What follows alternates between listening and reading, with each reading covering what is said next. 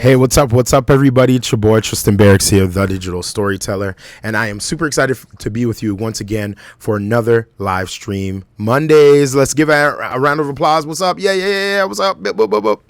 I'm from Jamaica, well, I'm not from Jamaica. My parents are from Jamaica, and when Jamaican people get excited, they do something called a gun clap. So they go boop boop boop. So if you're excited for another live stream Monday, say boop, boop, boop, boop, boop. I'm super excited to be with you guys again. I was just giving a little bit of time for those that are joining us a little bit late. And if you are watching this on replay, remember, just put in hashtag replay, hashtag live stream Mondays. I'm really excited about this episode today because there's a few things I want to jump into in terms of showcasing and sharing some of the amazing things that are happening, not only within my life, but within the community. So last week we went through a lot of different things, and we had some really cool questions submitted to us by the community. And again, it's been this way for the last few weeks, and today is no different. All the questions, or most of the questions that have been submitted and that we are going to tackle, are questions from you, from the viewer, from the creatives around the world, because I believe in building the community up and also educating the community and having constant conversation and dialogue. So without further ado, I want to jump into a few things that are happening on my side of things. There are a ton of things that I'm working on. Some things I can say, some things I can't say, but these are some of the things that I'm planning and scheduling out for people that are in the Toronto area, that are in the GTA area or Southern Ontario area, as well as within the tri-state area. So that's I believe it's like Philly, New Jersey, and New York. That area, I'll be around there a few times this year, and I want to actually create a couple meetups or schedule some meetups so that we can create together. That being said, the meetups and the different things that I'm scheduling are things like photo walks.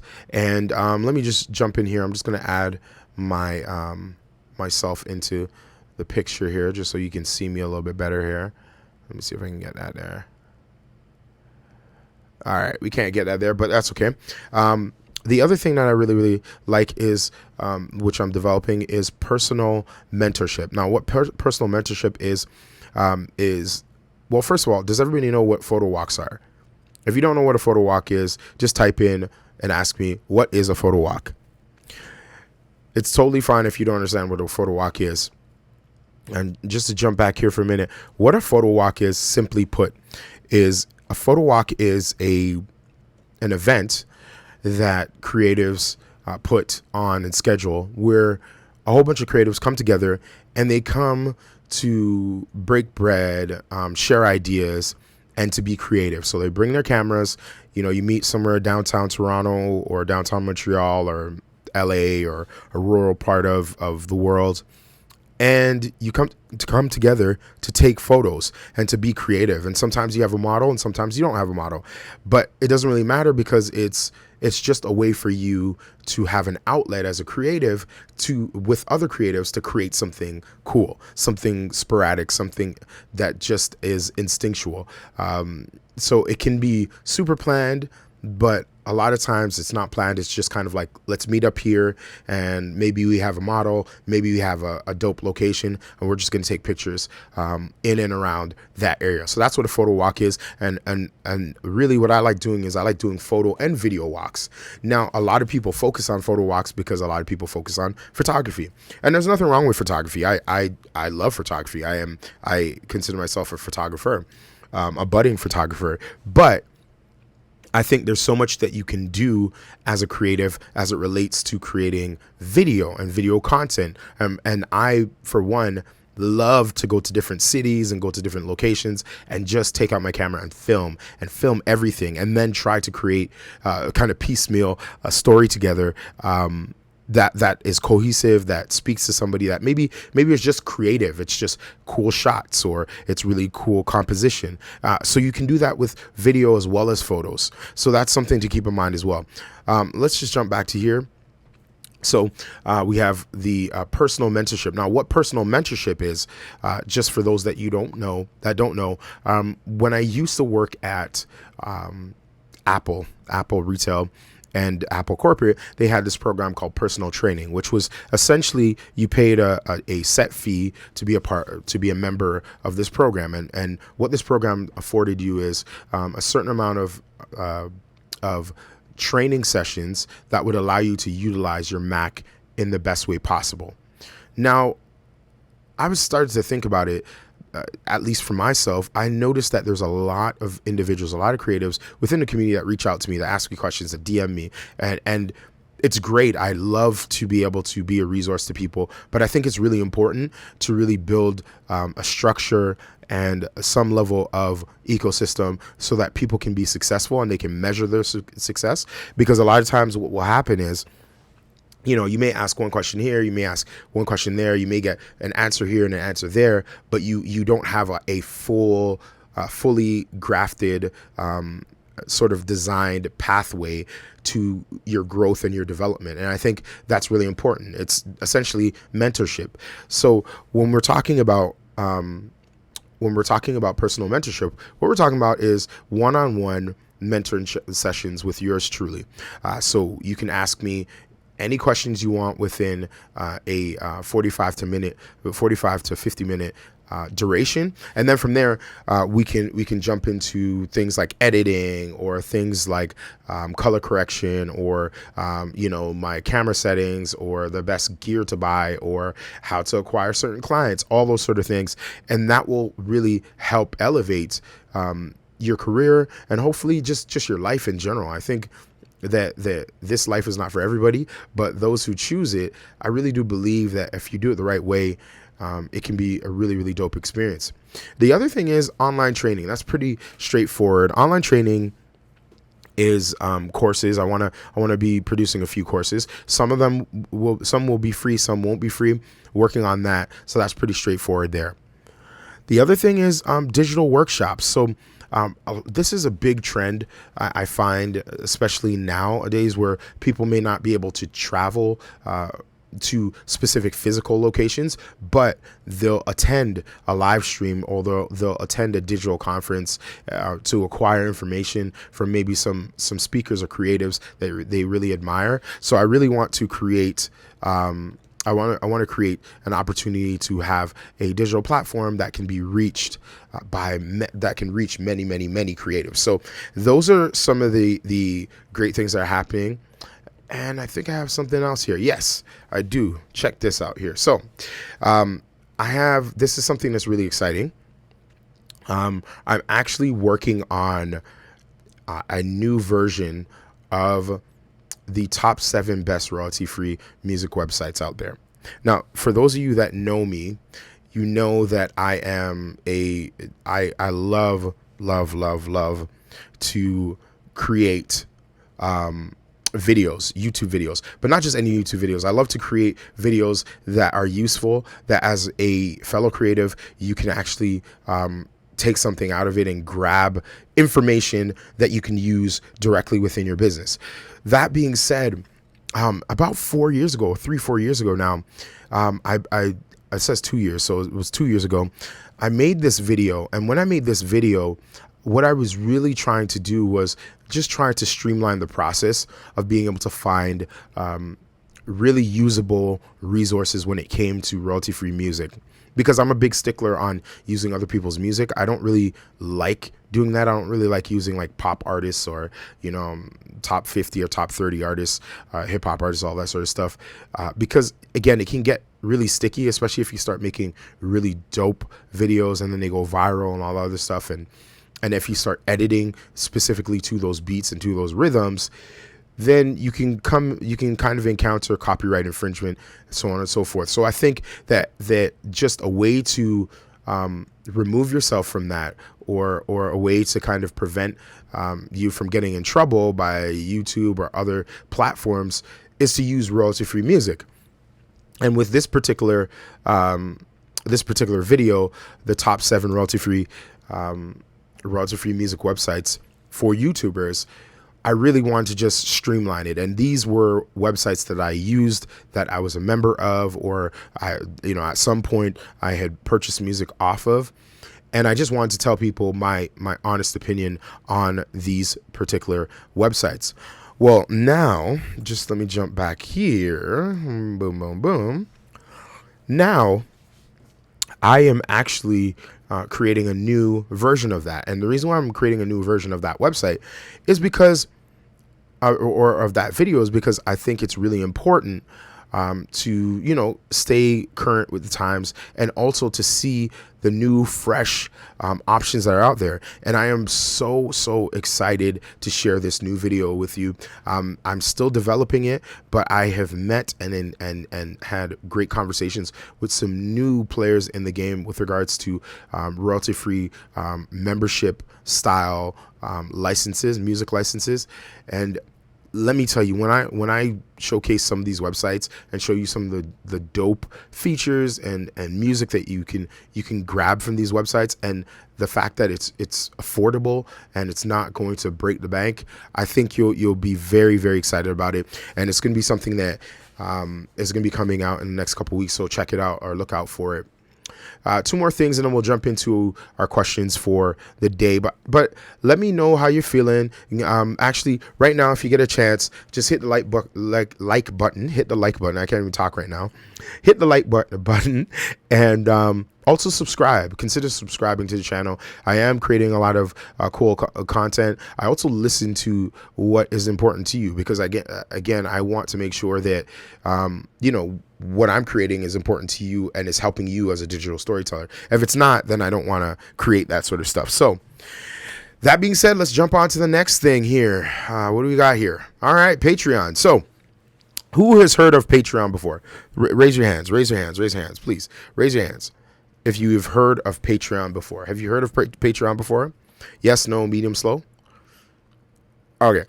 Patreon is a website that's made for content creators. And basically what it allows you to do, or affords you to do as a content creator, is to create levels or memberships for individuals, your individual audiences. So for instance, one of the things that people do is they will make a few different tiers. So they'll make a membership tier where it's $1 or 50 cents, and that's just a supporter tier. And then the next tier is maybe $5, and that's, they get that audience member, or that membership gives you curated content that's specifically for that level or that plateau. And then maybe if you go up a level to another subscription, maybe it's $20, that gives you personal mentorship and other things. And the reason why I'm telling you this is because this is sort of the direction I'm going with regards to some of my digital content. Instead of selling LUTs and selling t-shirts and doing all this other stuff, I'm just going to do it in a way that really is for those that really appreciate what I do and what I create. And if you support at whatever tier you decide to support at, then you'll get stuff, right? I'll send it to you. I'll ship it to you. I'm just going to make it super simple, super easy with regards to being able to support the brand and support some of the great things that I'm doing and that others are doing. I think if you really like what people are doing, I think it's really cool to support them in that way. And lastly, but not least, obviously we have our digital storytellers apparel. So we got tees, we got hoodies, we got sweaters. These are the crew necks and the V necks right over here. And we also have tons of hoodies. I'm actually wearing a hoodie today, which says, hold on, let me just check this out. Let me see if I can pull this out here. It says digital storyteller, as you can see. Let me see if I can get my face back in focus here. There we go. All right. Yeah. So as you can see, I have a digital storyteller sweater, and it comes in all different colors, and they are pretty inexpensive. If you are looking to pick up one, you can definitely pick up one on the website. But now let's jump into some of the questions of the day. Question number 1. And let me just read this to make sure that we have this straight. Is it always good to capture your images or photos using the M mode or manual settings? Is it pretty much always great or always good or always beneficial to shoot manual? That's essentially what the question is. And that question is from Black Canadian content creators. Black Canadian content creators. Say that 3 times fast. Black Canadian content creators. They are actually a dope group. The owner and operator is a friend of mine, Shirley. She's really, really cool. And she has a dope podcast called Black Content Creators, or Canadian Content Creators, I should say. And you should check that out. But I digress. What do I think about that? Do you have to shoot manual? Well, what do you think? Do you think that, shooting manual is always the best way to go? I would love to know what your thoughts are. Type in the comments, in the comment section, if you think that the manual mode is the best way to go in all situations, or are there other settings that might be more beneficial? I would love to hear what your thoughts are. I'll give you a couple more seconds, and then I'll answer with what my thoughts are. But I would love to know what your thoughts are. And if you are watching this on the replay, just hit replay or type in #replay, #livestream Mondays, and type in your answer and your thoughts. And I promise you, I will get back to you as soon as I possibly can. 3 and 2 and 1. So I will tell you this, Black Canadian content creators, I think that it is beneficial and almost critically beneficial to shoot manual for most of your stuff. I don't believe that shooting automatic is the best way to go. Sometimes that's the only way that you can go based upon your knowledge and your skills and your abilities, in terms of using the camera that you have. But if you have the knowledge and if you have the foresight and you understand, have a good concept of composition and of shutter speed, ISO, and aperture, then you really should be shooting manual. Most of the times, I would say 98% of the time, you should shoot manual.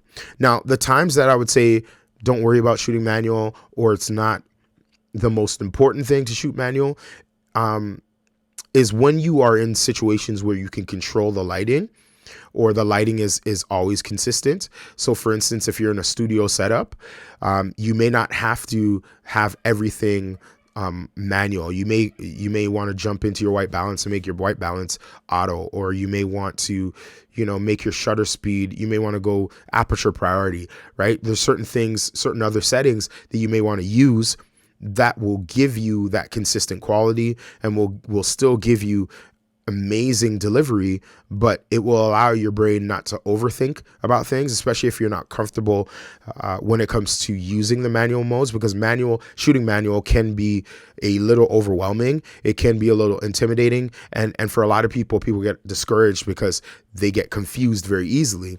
So the one thing I would always encourage people to do is to shoot a lot in manual.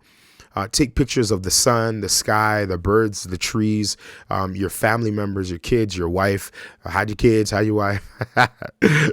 But everybody, just take as much pictures as possible. It's really important to take as much pictures as possible, because as you're taking the pictures, there's going to be one or two that are amazing, that look great. And you're going to be like, man, these look so great. How did I get it? Then you can look at the settings that you have, and based upon, the time of day that you were shooting at, or based upon the situation or the environment that you're in, you can now replicate those images. So again, it really is incumbent upon you to put in the work. But I would say ultimately you should use manual mode.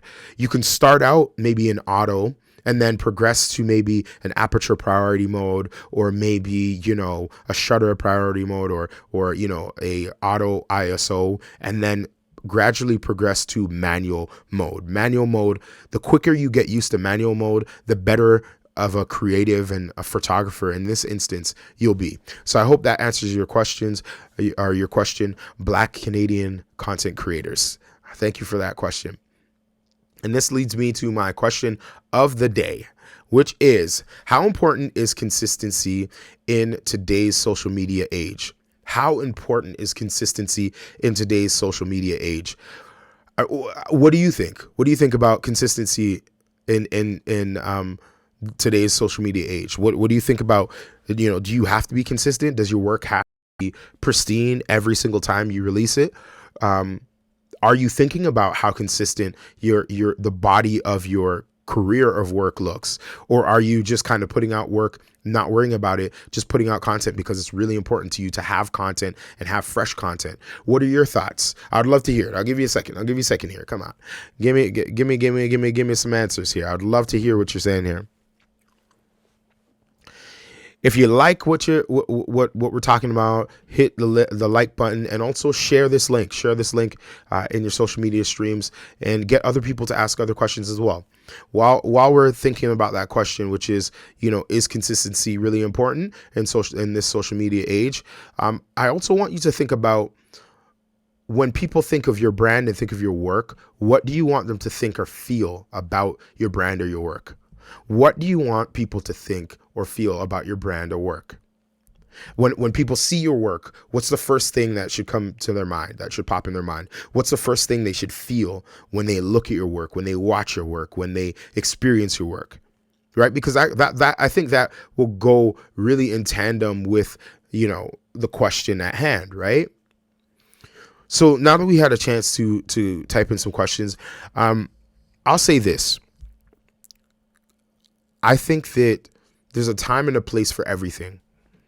And when it comes to consistency as a creative, as a professional, I think consistency is everything. And why do I say consistency is everything? Because consistency is literally the way that you showcase your growth, your development, and your voice as a creative.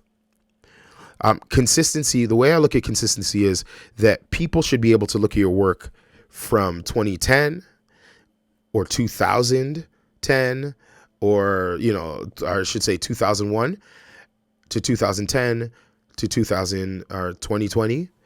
And they should see a progression. They should see a difference. They should see some level of elevation, some level of transformation, some level of development.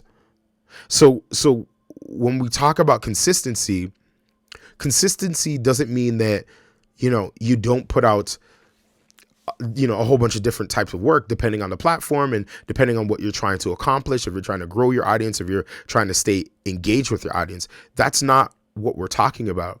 But what we're talking about, at least when I think about consistency, is when people look at your work, people should be able to identify that that's Tristan's work, that that's Shane's work, that that's, Will's work, that that's, Catherine's work. If they can't see that, if they're not able to identify your work or your style or your consistent level of delivery, then you may want to revisit what you're doing and revisit why that is. And maybe that's not important to you. Maybe consistency is not important to you, right? Maybe consistency to you is just, it's icing on the cake, but it's not the cake. The cake is the content, right? The cake is, me posting videos every single day, just posting videos. But even in posting videos every single day, there's a level of consistency in that. There's not inconsistency. There's a level of branding. People know you as, okay, the person that puts out consistent videos that look, that are shot on their cell phone or shot on, their DSLR, or consistently doing vlogging or consistently doing photography tutorials, whatever those things are.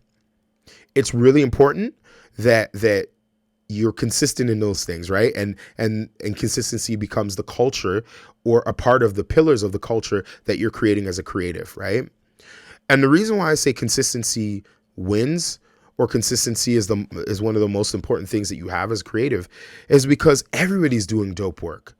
Everybody's doing, everybody's a photographer. Everybody's a cinematographer. Everybody's a digital storyteller now. Everybody is everything to every person online, as long as they can get your dollar, right? But here's the thing. Longevity and consistency with your longevity, or in longevity, is one of the key factors that will distinguish you from others, right? Other people that just hurry up and come up and try and make a spark or make a splash and then disappear after. Consistency will actually build a level of trust, reliability, and a level of calmness and security for your target audience and for your clients. So when you're thinking of the importance of consistency, the importance of the quality of your work and keeping that consistent quality of work and messaging and branding, it's everything. It's one of the most important elements that will allow you to stay relevant, that will allow you to stay on the good side or the right side of a client. And when I say right side of a client, it's like, you want your client to be like, man, he's expensive, but he's really good. His work is always really good. Or, he's really busy and he's always hard to get a hold of. I got to book him a year in advance, but I know that if I book him in a year in advance, he's going to be great. He's going to deliver at a high level. Man, I made a big investment, but he's going to deliver, right? So you want people to be talking about your brand and your person like, you know what? As much as there may be these deficiencies or these things that are really, really difficult with this person, I can't lie. They're really consistent. They're really dope. They're really amazing because they consistently smash my expectations. That's my goal, at least as a creative. So that's sort of what I'm thinking, or my thoughts when it comes to consistency and consistency winning over just content. I'd much rather be known as a very consistent person and creative and digital storyteller than just somebody that just creates content. That's just my own personal beliefs, but I would love to know what yours are. Let me know what yours are. Drop a comment below and ask any questions, or even if you disagree with me, hey, I would love to know that too as well. But let's jump into the comments here and see what you're saying here. Tesla FPV says, let me throw it up here. Give me a second here. There we go. ZCam E2 versus E2 S35. Difficult choice for me. Thanks. Okay, so for those of you that don't know what he's talking about the ZCam. ZCam E2. ZCam is a fairly new camera manufacturer. They've only been around for maybe the last, I would say maybe 6 or 7 years, but they've been taking over the industry. They're creating some amazing, like absolutely amazing stuff. When I say stuff, cameras. So they have a camera called the Ecamm, the ZCam E2, and they also which is one of their flagship cameras. But then they also have the E2 S35 and I think it's F35 as well, or the F6 or something like that. Anyways, long story short, they have a Super 35 version of their camera. They have a micro four thirds. They also have a full frame version, both in 6 and 8K. So they're really committed to creating these really tiny compressed cameras that are just overall dope. So Tesla's just asking, which camera should he get? Which one is better? And to be honest with you, I haven't tried the Super 35 version, but I was going to pick that up. And I was actually in the midst of selling my FS5, my Sony FS5 Mark II, because essentially the Super 35 E2 has exactly the same specs, but it's even a little bit higher. It's 6K, and it does 6K internal recording on CFast cards. The low light capabilities look great. It shoots 100 frames per second in, I think, 4K or 6K or something like that, maybe 4K. There's just tons of different modes. There's a Super 16 mode, a Super 35 mode.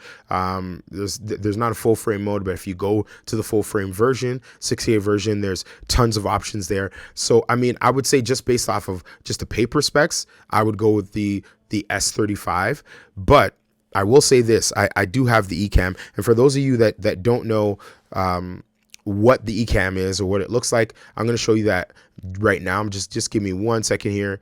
I am going to run over here and grab the Ecamm, okay? Give me a second.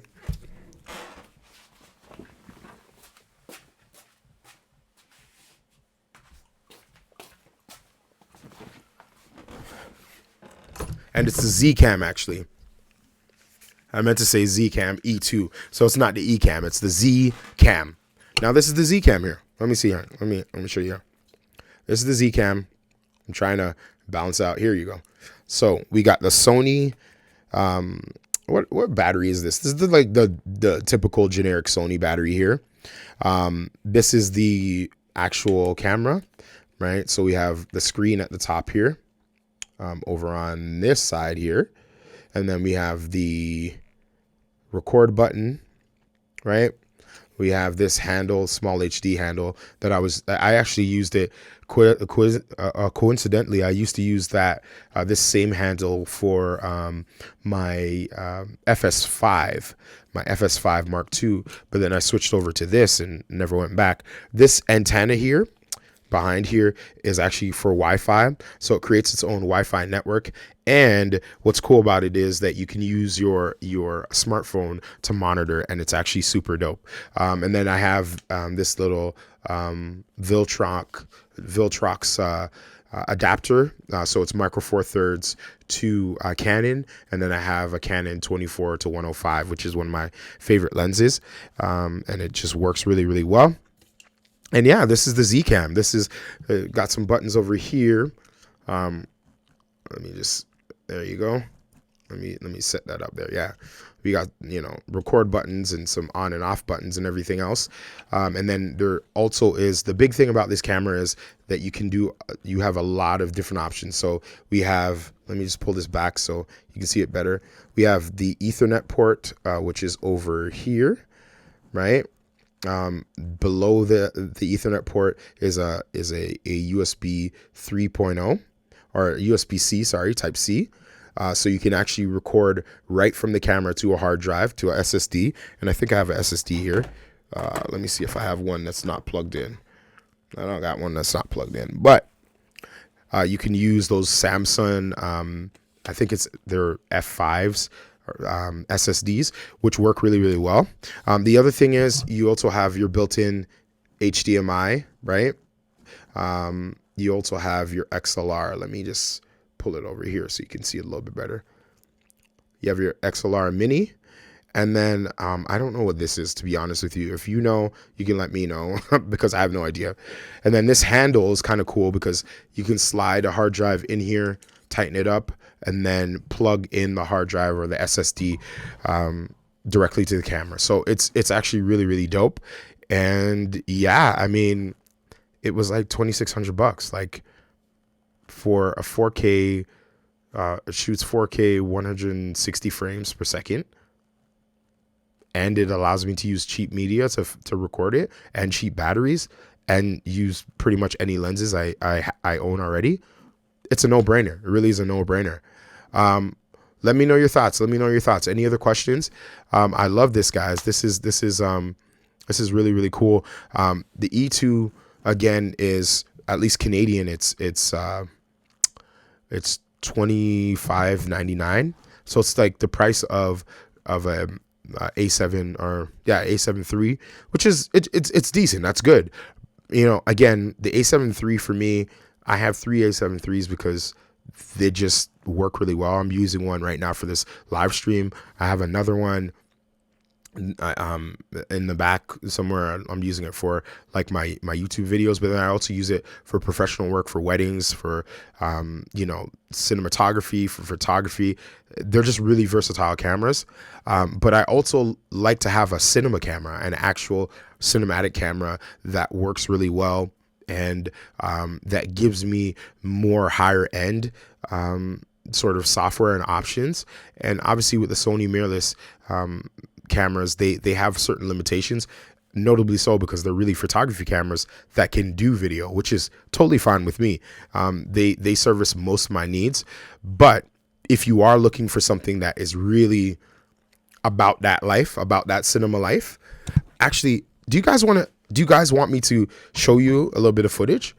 I can show you some footage from my ZCam if you want to. You guys want to check that out? If you do, hit the thumbs up button if you do want to see. Can you see me? Here, can you see me?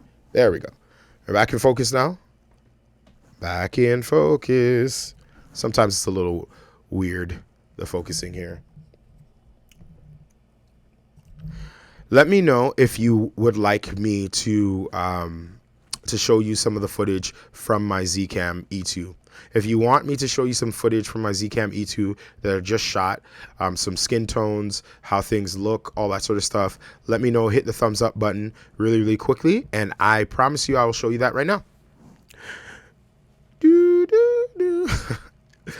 Let me jump into it. I'm going to go to my screensaver here. So if I jump to the ZCam option here, or I'll look for ZCam here. So this was some low light options, or a low light video test that I did with the ZCam.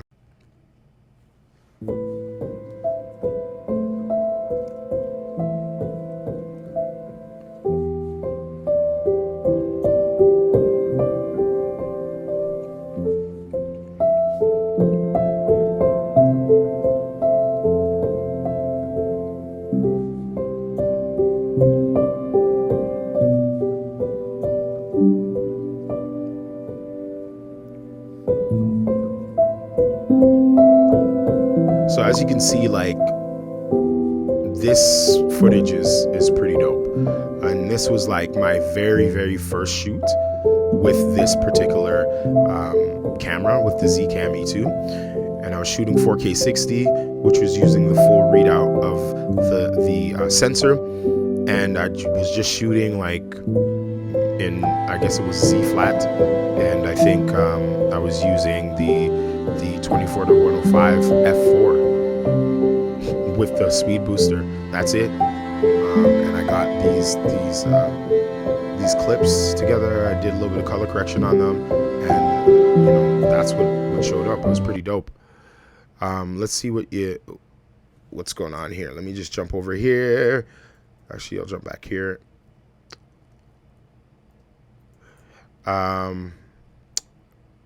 What's Adrian saying? Let's see what Adrian's saying. Hey, are you using OBS streaming software? Oh, no, I'm actually not using OBS streaming software, Adrian. I'm actually using Ecamm Live. Why is that? Does it look good? Please give me a thumbs up if it looks good. I definitely want to know that. I think it's important to know whether or not things are looking good. And are you hearing me properly? Is everything looking clean?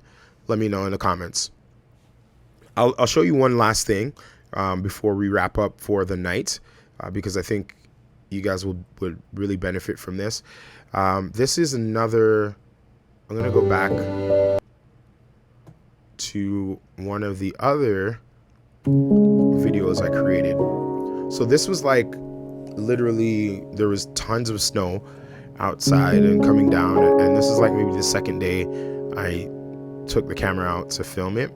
We were having like a snowstorm, and I just filmed with, again, it was 24 to 105, and I was just filming with the ZCam E2. And I was very pleasantly surprised with the results. It's not perfect, but it's a really, really good camera for the price and for, you know, the form factor and just the affordability. I mean, it just blows away the competition. The only other camera I think would be in sort of this price range that would obviously provide the same sort of quality would be the Blackmagic Pocket Cinema 4K, which is a great camera in its own right, but I don't know, it may not be the best thing for everybody. I tend to like the form factor of the ZCam more. All right, let me just pause this here. So any other questions at all? Any other questions? All right. Thank you so much. Listen, guys, it's always good to do a live stream with you guys, to work with you guys, to talk with you guys, and to have conversations. If you have any questions, you know where I'm at tristanbarracks.com. Well, not .com, just at tristanbarracks.com.